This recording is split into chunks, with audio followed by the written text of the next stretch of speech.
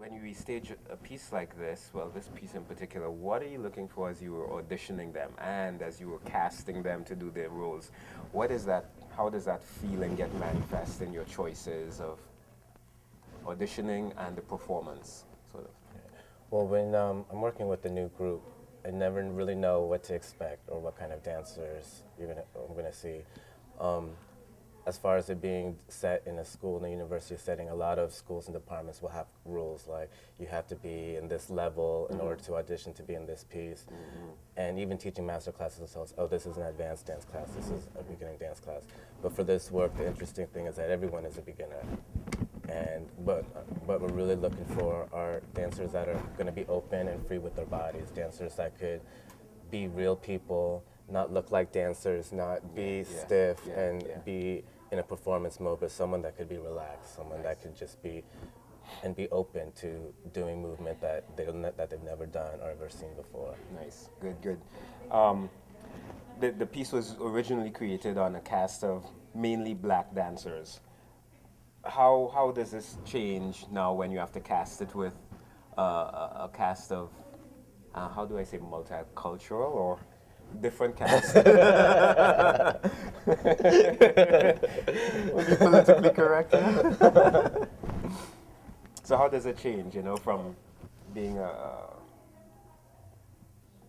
mainly a black cast to a Well, non. with Ron's movement, this movement is taken from a lot of traditions, from a lot of different cultures.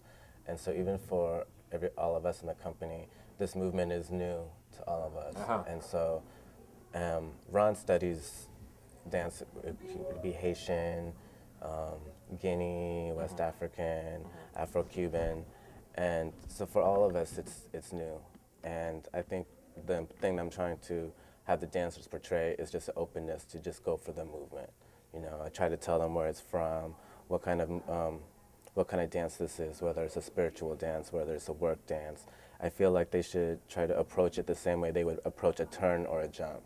You know, there's specifics involved, but there's an element that you have to trust your body and let it do it, and not just focus on the shape is like this. And so I think that's the important thing that Good. I don't know if I answered the Yeah, question. no, I kind of got off that'd a be little perfect bit. because what it says is that everybody, regardless of their race or their background, is going to have to deal with the same issues, just like they'll have to deal with a pirouette or something. So similar, facing issues of appropriation in dance, how does an artist address work and movement from various cultures that they're not a part of at all? Right, is And that kind of the maintain same or no? Yeah, well, Kind I of, guess it is, no? huh? How to maintain the integrity of those traditions. I guess it just follows it a little bit more. So, Right. so okay, so they have to approach it like a pirouette and all that. It's just a movement. How do they maintain the integrity of a tradition that's not theirs at all? Right. I think the importance for them is to understand where it's coming from, understand what kind of dance it is, and performing it with the utmost respect of doing it as clear as possible to where it's from. I think sometimes as dancers, we may see a traditional movement and we might recognize it in a music video. You know, which could be called hip hop. Yeah, yeah. And I think what's important for the dancers to know, no, this is not a hip hop move from Lil Kim's video. This is an actual step from Guinea. This is a work dance. And that feeling like this that might be familiar from us on TV is totally different. And so we want them to perform it in its true respect. Then I'll probably ask about the Harlem thing. The Harlem. You've taught in Harlem.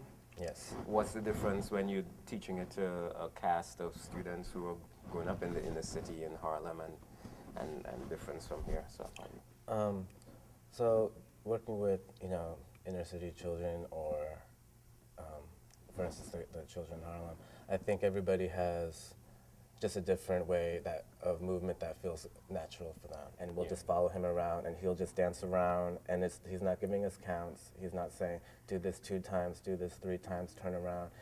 We just follow him. There's not really a lot of words exchanged. We just move our bodies and then he'll ask us, let me see it. yeah, yeah. And then from there he'll give us, notes like, oh, this is more like this. I want the feeling to have this feeling or a little bit less here or why don't you, bring the energy up right here.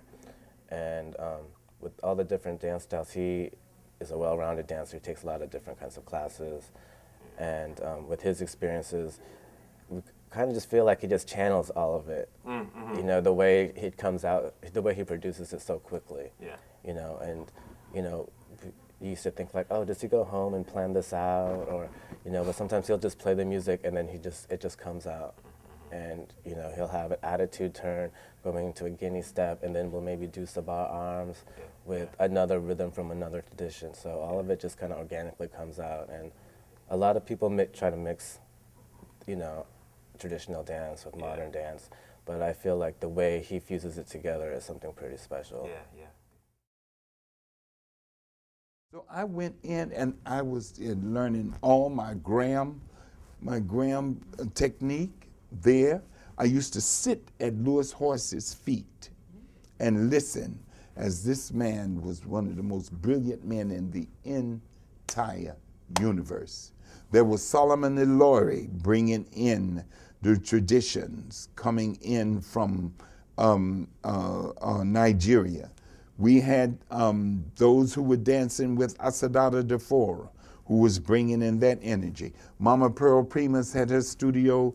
Catherine Dunham had her studio. We will all continue to move forward and dance and dance and dance.